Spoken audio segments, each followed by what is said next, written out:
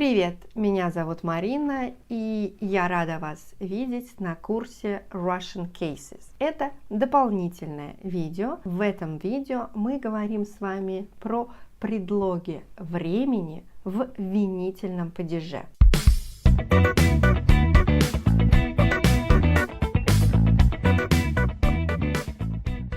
Это достаточно большая и сложная тема, потому что в винительном падеже несколько предлогов времени и часто их путают. Обратим на них внимание. Запомним, когда, в каких ситуациях, какой предлог мы будем использовать. Давайте рассмотрим предлоги времени в винительном падеже. Как правило, в конструкциях с винительным падежом без предлога мы используем глагол несовершенного вида imperfective verb, которые обозначают процесс и не указывают на завершение действия его результата. Например, мы ждали тебя 20 минут. 3 месяца я переводила новый роман. Они не виделись целую вечность. Весь день шел дождь. Но в конструкциях времени с винительным падежом без предлога могут быть использованы глаголы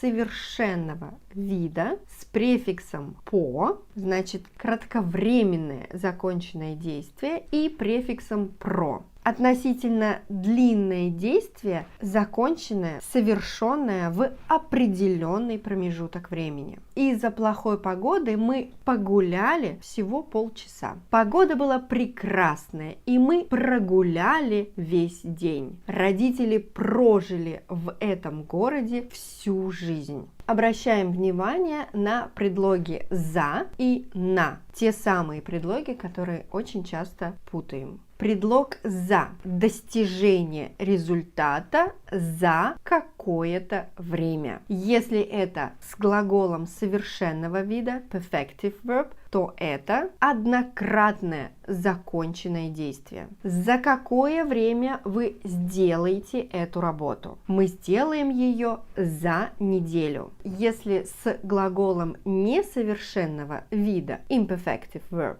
то повторение действия. За какое время вы обычно делаете такую работу? Чаще всего мы делаем ее за неделю. Повторение. Чаще всего мы делаем ее за неделю. Но этот промежуток времени у нас есть и в совершенном виде, и в несовершенном виде. Выражение времени с предлогом «на». На какое время? На какой срок? Обратите внимание, что предлог «на» в этом значении употребляется не со всеми глаголами. Эти глаголы можно даже просто запомнить. Брать, взять на какое-то время. На какое время вы хотите взять фильм? Давать, дать. Дай мне ручку на минуту. Закрывать, закрыть. Здание закроют на реставрацию на 3 года. Оставлять, оставить. Не оставляйте детей ни на минуту без присмотра. Останавливаться, остановиться. Мы путешествовали на машине, а на ночь остановились в гостинице. Оставаться, остаться. Преподаватель попросил остаться на 30 минут. Конечно же, опаздывать, опоздать. Мы опоздали на 5 минут. Открывать, открыть. Можно открыть окно на минуту. Продлевать, продлить. Мы продлили визу на месяц. Расставаться, расстаться. Мы расстались на несколько дней. Влюбленные расстались на 2 дня. Хватать, хватить. Нам хватит продуктов на неделю. И самое важное, предлог «на» мы используем с глаголами движения. Мы приехали в Россию на месяц.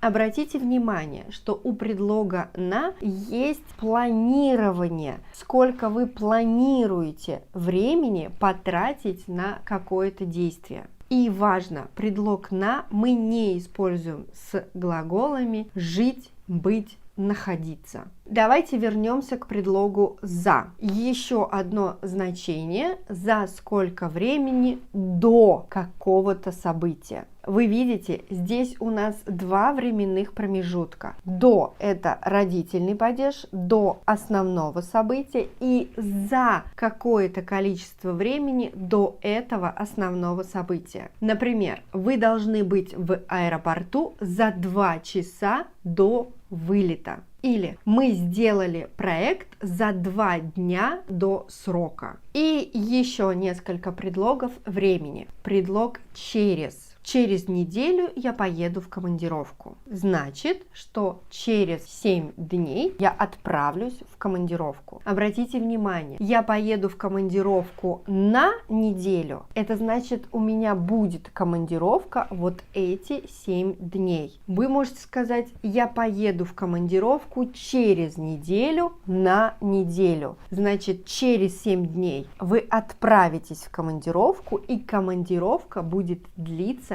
7 дней. Еще предлог «через», она работает через день. Сегодня работает, завтра нет. Послезавтра работает, через 2 дня нет. И предлог «под». Под утро, под Рождество, под вечер. Это значит, что скоро будет утро, скоро будет Рождество, скоро будет вечер. Больной уснул только под утро, то есть он уснул за несколько минут до начала утра. Мы вернулись домой под вечер, за несколько минут до начала вечера. Под Рождество в магазине очень много людей. Перед Рождеством люди ходят в магазины на шопинг. Это были предлоги времени в винительном падеже. Вы посмотрели это видео. Теперь вам будет легче и понятнее делать задания и правильно использовать предлоги времени в винительном падеже. Спасибо, что изучаете русский язык. Продолжайте проходить курс Russian Cases, и мы увидимся совсем скоро. Пока-пока.